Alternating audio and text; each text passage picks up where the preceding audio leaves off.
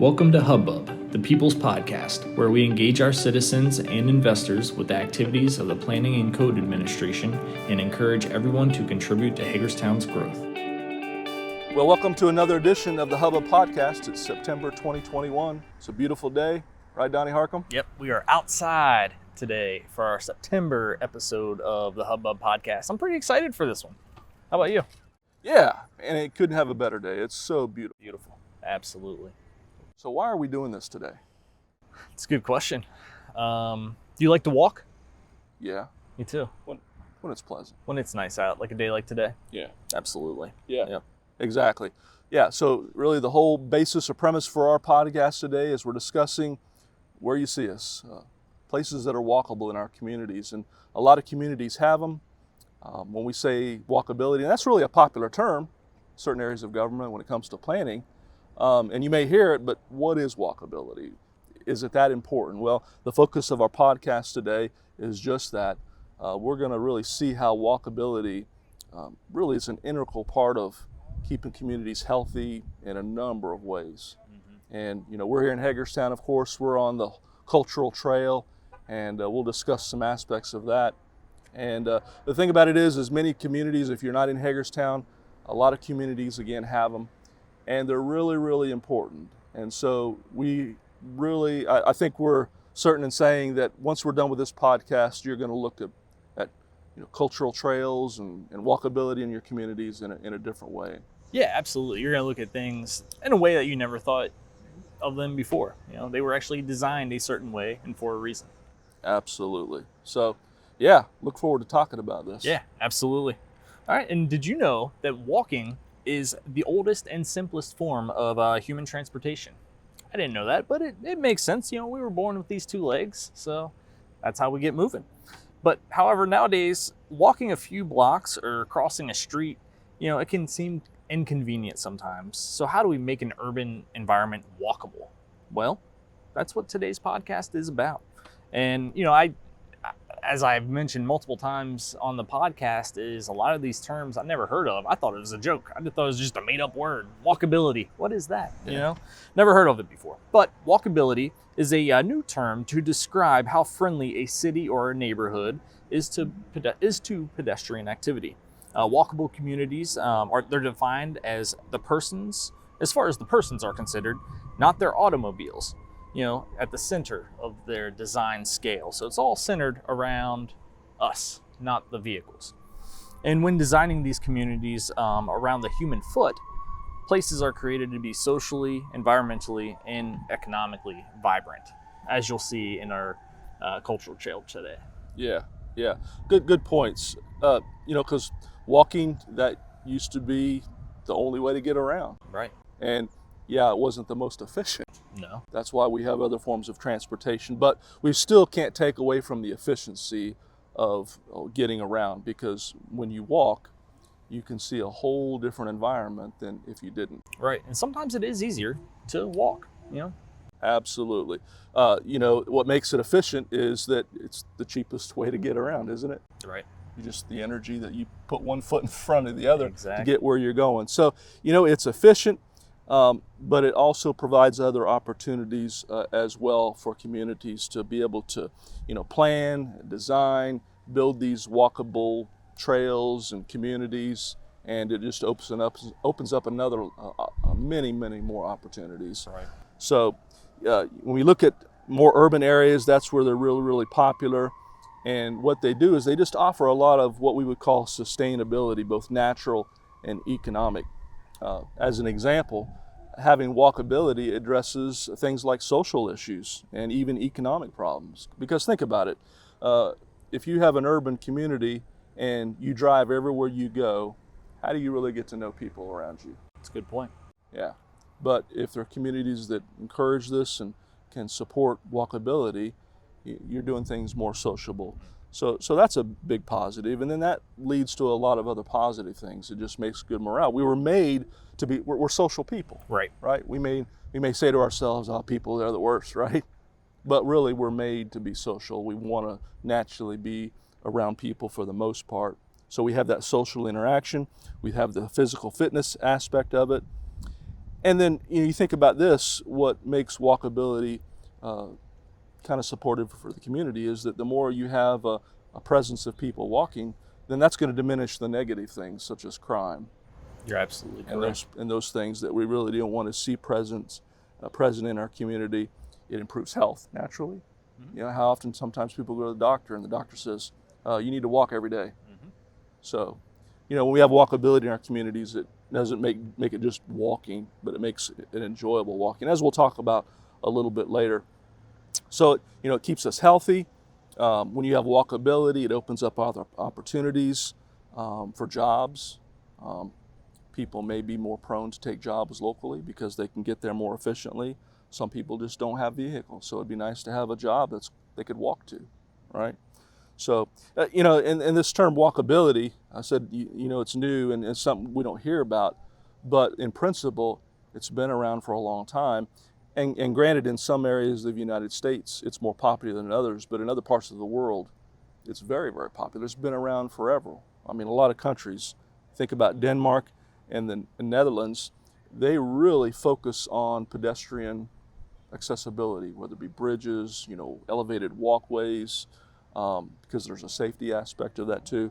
So, yeah, there's a lot of communities. I know you've been to Europe and other parts of Europe, as I have, and you know, you have some areas that you can't even drive a car, right? Because it's set aside for walking or bicycling, yeah, because they recognize the value. You do bring up a good point, and like you mentioned, I did spend some time, a few years in Europe, and there were places where you would just be walking, you know, where you would expect vehicles to be, but there were no vehicles, but it just added to the community and the atmosphere of having a city that is more walkable, you know, and that's great. But what would come into play as far as what would make a city less walkable? You know, what are those factors? Well, one of those is the arrival of the automobile took away from the walkability factor for a lot of areas. You know, massive investments were made into the highway systems. You know, when you're putting all this money into the highway, you want to make sure that it is being used, and with the increase of vehicles, you know, less people were walking. You know, unfortunately, most of our cities are built around automobiles and actually discourages people from walking. That is unfortunate, but that is, you know, the reality of things. And second, the land outside the city is more affordable and offers a blank slate for development. As a result, decentralization of metropolitan population and centers of employment to suburban locations, increased travel to work, school, and other daily tasks, and subsequently, people become largely dependent on their automobile. It keeps going back to the automobiles. And, you know, this can be seen in cities across the world, which has begun to recognize and address this problem. You know, we're kind of going back in time in some of these places. They're realizing how important walkability is, and they want to increase that in their communities. Yeah, good point. It's almost like we're going back. Hey, remember when we used to walk? Exactly. Yeah. So, you know, yeah, good points.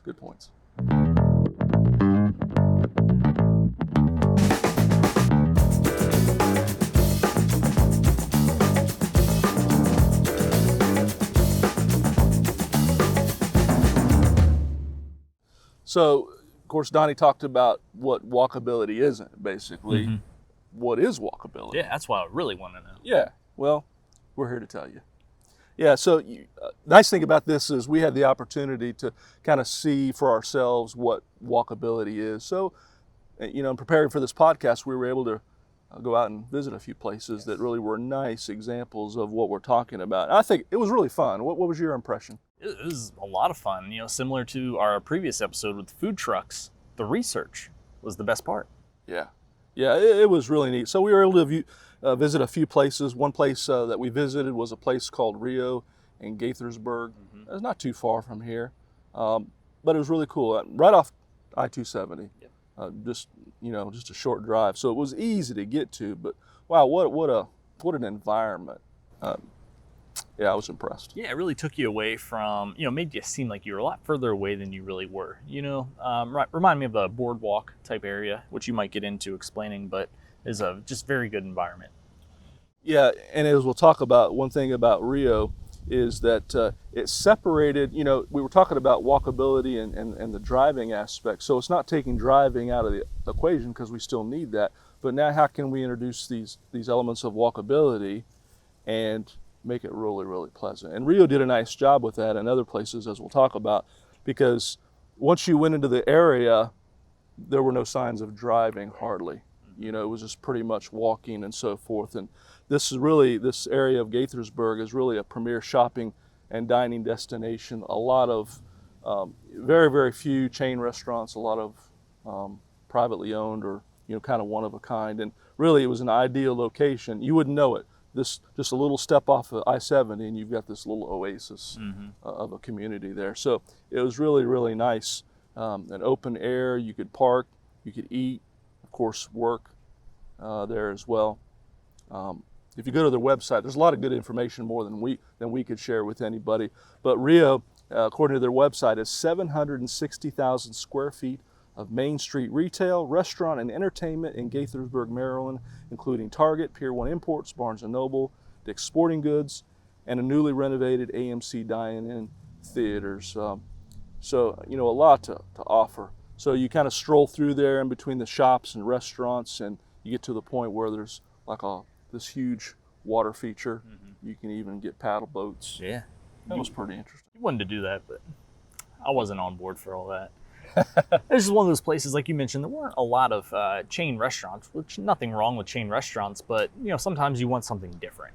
And I feel like you'd have to get a little bit of something from each spot to really try it all out, because there was that much down there. It was a very nice place. And then right around the corner, we went down to the Downtown Crown, is what they call it. Still in Gaithersburg. You could walk there if you really wanted to. But bunch of shops and restaurants. Is a very busy place. We hit there right around lunchtime, so people were on their lunch break, about to grab some food, which is very cool. The area brings 4 distinctive neighborhoods to form one connected community. They had condos, they had flats, they had 3 different sized townhomes, and also single family homes. And Crown offers, all kinds of different homes of a lifestyle. And it's pretty neat because the streets and parks at Crown are named after some of the most creative and talented people in history. We got Ernest Hemingway, Jane Goodall, and Jimi Hendrix. So very cool place. If you got a chance while you're in Gaithersburg, definitely try out Downtown Crown. Yeah. And what was impressive is, we were talking about walkability, and that includes the element of, okay, if you're walking through a destination or whatever, or because this was such a large area, now what you're trying to do is get from one spot to another. Right. And you didn't have to guess. So the way everything's designed is in a way that you can basically follow a path. Right. And it kind of directs you. You really don't need a map. No. If you're just out for exploring. Couldn't have said it better myself. Yeah. So another place we visited was an area called Gentlands. That was kind of neat. What this was a community, it kind of looked old, but it wasn't. It was new. Right. It had all your, up-to-date restaurants, retail locations, but the way it was laid out was a little bit different. Yeah. And it was interesting, part of what makes a community walkable is, you can do all the things that are needed. You can live, work, and play. And that's the way this was designed. So you had this kind of little urban walkable environment, and then, feet away, you had a residential community. Right. And it made it really convenient. So, their role was to bring back the traditional living. So back in the day, going back several decades, a traditional community was, you had alleys running between the homes. So you had the front of your homes, and it was all pleasant and nice. But in the back, that's where your garage was. That's where the trash trucks picked up. So it was able to maintain that nice appearance in the streets. And so they were going back to that, which was really, really cool. I was impressed by the different designs that they had for houses. I mean, everything from contemporary, traditional, and design. So, yeah, that was really, really interesting. And that development just began in 1988, and contains a lot of buildings that were also just originally there, that part of that Kentlands area. So it was a nice variety of downtown and being able to live as well. They even, introduce which part of walkability is easy access to parks and open spaces, those peaceful areas. Because those are important for people, as well as other things that communities just need to survive and flourish. Churches, clubhouses, pools, things places you can play, recreate. So all of those things are included just to make a nice environment. Yeah, I really like that area, and like you mentioned, how different it was compared to the previous 2 stops we were on. Those were the 3 stops we made in Gaithersburg, which we had a really good time. But then we came a little bit closer to home, to Frederick, Maryland, and we went to the Carroll Creek area. Carroll Creek Park began as a flood control project in the late 70s. This was an effort to remove downtown Frederick from the 100-year floodplain and restore economic vitality to the historic commercial district. Today, more than $150 million in private investing is underway or planned in new construction. The first phase of the park improvements totals nearly $11 million in construction. This runs from Court Street to just past Carroll Street. And new elements to the park includes brick pedestrian paths, water features, planters with shade trees and plantings, pedestrian bridges, and a 350-seat amphitheater for outdoor performances. The final phase of construction was completed in May of 2016 with even more brick pedestrian paths, water features, bridges, seating, lighting, and this runs on East Patrick Street. I actually went to a wine festival on Carroll Creek there, and it was a lot of fun. Just a great atmosphere. You're right by the water. You got the different bridges to connect you to the different sides of the walkway. So when we're talking walkability, there's a prime example. So if you're ever in the Frederick, Maryland area, definitely give Carroll Creek Park a look. Yeah, I was impressed that trail. It was a very walkability, but it was kind of the trail itself was the feature. Right. And it just went forever and ever, taking advantage of something that was already there. And what I was thinking is that when you have walkability features, whether it be that or anywhere that has these features, it allows you to see areas of your town that you probably would never have seen before if you were just driving. Yeah, and like you mentioned, there was restaurants and shops along there as well that you cannot access from the street necessarily. So you had to go through that walking path to get to them. So it's a very, very good point. Yeah. Which brings us to where we are now with Hagerstown. We here have the Cultural Arts Trail, and this trail extends all the way from City Park down to the Washington County Arts and Entertainment District. And the way this trail is designed, as we'll see throughout it, is that it takes in a lot of nice landscaping. The trail takes you where you want to go. There's seating, there's plants and trees, and then art along the way, such as the painting you can see behind us. Interesting work of art that took 2 guys about 15 days to do it, 150 gallons of paint. Wow. Just one feature of the trail that, and you could see that from a lot of places and a long way off. Yes, it's very impressive. Yeah. Yep. So yeah, it's a really nice place since we've been doing this. In the little time we've been doing this, lots of people have been coming and going on the trail. Just they look relaxed. Yes, absolutely.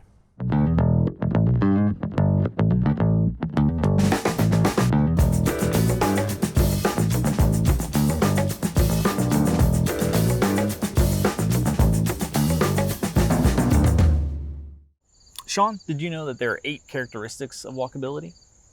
I didn't before. I do now. You do now. I do now. Because you're going to be talking about some of them. Yeah. So the first one we want to tell you about is coherence. So this is a clear, understandable, and organized sidewalk, street, and land use system consistent with the scale and function of the surrounding urban context. The sidewalk and street, they should link points of interest and activity and provide clean lines of sight and travel to include instructive signage. Our cultural trail that we're here on right now, it's a very good example of linking points of interest. The walking trail links our nationally ranked top 10 city park to our downtown arts and entertainment district. And we also saw very similar linking with the Carroll Creek area and Baker Park. This links the local park to the downtown businesses of Frederick. Yeah, and that ties in with the second element we're going to talk about with this continuity. So basically what you have, and this is true with the cultural trail here, it's kind of unified. You don't have to look ahead and wonder where you're going. It just kind of leads you where you need to be. And so we saw that when we went to Frederick, and Gaithersburg, and the sidewalks and the pedestrian paths, even where they cross the street. It's like not when you got to the street, you didn't have to know where to cross or where to go from there. So it really is a nice demonstration of understanding where you're going. Right. Yeah, you just kind of know where you're at all times. So when you hear equilibrium, you sometimes seem kind of like balance. We think of balance. Well, that's exactly what it is when it comes to walkability. You want to have a balance among transportation modes that will accommodate pedestrian traffic. This is seen well in the Rio lakefront in Gaithersburg. We were able to drive to a location, park, and then visit all the storefronts that we wanted to. And we also saw this in the downtown Crown area. The side streets had parking near the businesses. They had a parking deck as well. And you could just walk the areas after you were done parking. It was very easy to find. And there was that nice balance or equilibrium to the walkability. Yeah, absolutely. And another characteristic, and we talked about it earlier and even alluded to it, was the safety aspect. Yeah, and this is a big one. It is, especially you, not me so much anymore, but you got your little man. Right. And that's your focus. Exactly. All you're thinking about is safety. So, a lot of these areas that are for walkability, they are purposely planned and separated from traffic and other forms of transportation to create a safety element to that. So you basically have a separation between where you're walking and where cars and automobiles are moving. And they do that a number of ways. We saw that where we visited. It was obvious, like for example, one of the areas we were in is that even where there were streets going through the walkable areas, they had landscape buffered areas. Mm-hmm. Yes. So it was several feet between, and so you would follow the sidewalk, and even parking was separate from that. So it created that buffer there. And there's other elements such as artwork, and there were benches, places you can sit, landscaping. So there are a number of ways that create these buffers to keep that safety element. And again, when we were walking in Frederick, you could easily, that was very, very noticeable. You could notice the difference between the areas that were planned for walkable areas and traditional sidewalks just by design. And then we could observe safety areas in the downtown Crown area as well, those buffers again. And I appreciated too that even walking congestion was eliminated by how they were designed with the flow. It was obvious you go this way, and not that you couldn't go, but it's obvious they were trying to intend a certain flow. Right. Yeah, you bring up good points that, I don't know if you were catching on here, but all of these characteristics kind of lead to the next one. So with safety comes comfort. This deals with the secure and negotiable paving materials for individual and community interactions. Sidewalks should provide a variety of uses and activities for a diverse urban scene. And this is noticeable on the cultural trail here in Hagerstown. The pedestrian path is recognizable from the traditional sidewalk. We continued to make the trail interactive by having interactive art along the way, which you may have seen in the background of the podcast so far. Absolutely. And of course, we've been talking about walkability, not to say that it's exclusive to walking. Correct. Because those areas, when you're thinking about trails and walking areas, they need to be accessible to everyone. So that's another important characteristic or aspect is accessibility, meaning that these are made for people of all different circumstances. People are not so mobile. Maybe they're relying on motorized vehicles or wheelchairs to get around. And that was true with every place we visited, including Cultural Arts Trail. There's nothing that a person rolls up in a wheelchair or something and says, how do I get across? Even when we were in Rio, I think it was, there was an area where you went from one area to another and you had to cross a large body of water. Well, there was a bridge. You're right. And it wasn't too steep of a grade. It was easily manageable. So that's an important aspect. That goes definitely into the planning, is making these things that are enjoyable for people of all. Right. As much as it was walkable, it was accessible as well. Yep. The next one is efficiency. You want to make sure you have an efficient walking path. This deals with the simplicity and cost effectiveness in design and function. As we mentioned earlier, that the Carroll Creek area began as a flood control project in the late 70s.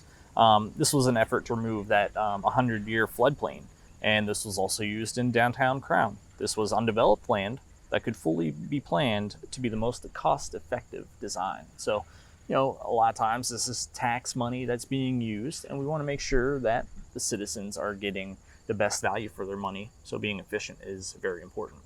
Absolutely. And of course, wherever you're walking, whether it's Gaithersburg or Hagerstown, you don't want it to be boring to look at. No. You want it to be attractive. So that's an important element that goes into the design as well. Again, with the Cultural Arts Trail, there's a lot of different elements. Landscaping, even the way the paths are designed with brick pavers, it's mixed that way. The artwork through various artists. So, you're walking, but then you're also enjoying your walk because it's an attractive area. And what that also includes is just keeping things neat and clean. Mm-hmm. You may have a walking trail or a walkability area, but if it's not looked after, it could start to kind of deteriorate. But what was very noticeable in the areas that we visited, that was not the case. They were very well cared for. Landscaping was cared for, very, very clean along the public areas of the creek. Same way in Rio too. Just not only just the landscaping and the walkability, but the storefronts. All things were really, really enjoyable to look at, especially like us, or at least for me, it was the first time going through there. It wasn't boring as well because there were so many things that were interesting to look at. Yeah. And I like that you brought up the cleanliness aspect of it. Like you said, everywhere we went was very clean. Our cultural trail now, I look around, I don't see a piece of litter at all. So, it's a huge shout out to our public works department here within the city of Hagerstown and the citizens. We rely on you to take care of your community, not only in the public parks, but outside your front door to keep the community clean. So we do value that. So those were the 8 characteristics of walkability. And, now we want to encourage you to go out into your community, find those walkable areas that you may not have noticed before. I promise you now, when you go out and take a walk, you're going to notice things a little differently if you've listened to the podcast this far. You're going to realize all the planning that goes into a walkable area. So, and we highly recommend if you're in the Gaithersburg area, check out those areas, the Kentlands, Rio, and the downtown Crown. If you go to Frederick, check out that Carroll Creek area that we were talking about. And if you do stop into Hagerstown, Maryland, come on by the Cultural Trail. You can't miss the big mural that we featured earlier. So we encourage you to get out there and take a walk. And while you're out and about, you might be listening to a podcast. You might be listening to us right now on your walk, and we do appreciate that. Make sure you do subscribe to the Hub-Bub Podcast. We're on Apple Podcasts, Google Podcasts, Spotify, Anchor, mostly every podcast platform out there. If you'd rather see us, if you're not watching us right now and you'd like to see what we look like or see the beautiful scenery behind us right now, you can visit us on our Facebook page. You can search for us for the Hub-Bub Podcast, or our department page is the Planning and Code Administration. You can search for PCAD Hagerstown. It'll pop up on your Facebook there. We also are on Instagram, and we are also on YouTube. So pretty much no matter where you search for us, if you want to find the Hub-Bub Podcast, give us a search and we will be there for you. All right, now Sean's favorite part of the podcast is the weird news story. So this one, it's a little pandemic related. So, lockdown rules, they've been rather confusing, we'll say. We don't know what we're supposed to be doing at certain points. We're just not sure sometimes. Well, in Spain, in the early days of the pandemic, it was forbidden to go out, even for a walk. That is unless you were walking a dog. It led to people hiring out their dogs to exercise deprived neighbors, and when all else failed, to people taking other animals on a stroll. It turns out the rules only applied to dogs, and police fined or warned people for walking a goat, a chicken, even a crab, believe it or not. And just to be clear, the Catalan police said the ban extends to canaries and Vietnamese pot-bellied pigs. So I guess in your area, before you go out for a walk, if you're under any type of lockdown, make sure you know what you can and cannot do, what pets you're allowed to walk, and all of that. So that's your weird news story for the month of September. Interesting. I knew you'd like that one. Yeah, I'm just thinking how easily it could get confused on what you can walk and not. Yeah, interesting. Interesting. Yeah, well, thanks for sharing that. It is You're always welcome. A highlight for us. But anyway, so, to conclude our podcast for today, it's really been a good topic. We look forward to next month's podcast as well. Another very, very important topic. We're kind of going to be back into what we normally talk about, things that are safety related. In fact, next month is Fire Prevention Month. So that's real important. And we've covered this before, but it's an important topic. Yes. And we're certainly going to cover it again. So we encourage everyone as much as possible to at least listen or even watch this podcast, because we're going to be focusing on fire safety features and means of egress, emergency escape windows, just lots of good suggestions that can help save a valuable life. Yeah, I'm looking forward to that one. Yeah, absolutely. All right, well, then this brings us now to our musical guest for the month. It's a good one. Yeah, I mean, where do I start with this lady? So impressive. Not that the ones we haven't featured are not. Everybody has their talents. But this lady is quite extraordinary. She's gotten around. She's a native of Australia, toured Europe and Thailand. She lived on the West Coast. If you look at her bio, she has collaborated with countless artists and entertainment groups, even one, if you're of a certain generation, you may know and remember the Wiggles. She worked with that group. That's very impressive. Yeah. So quite the composer. Just an impressive number of things that she's been able to accomplish. Not only just, as I said, composing music, but a multi-talented, multi-instrument playing person, and very kind, I might add, just in corresponding with her. That's great. Yeah, been playing music since she was 10 years old. Wow. So, yeah, quite impressive. Of course, she has a website, AnitaThomas.com. You can find her on the social networks, Facebook. You can even find her music on SoundCloud. So, yeah, Anita Thomas.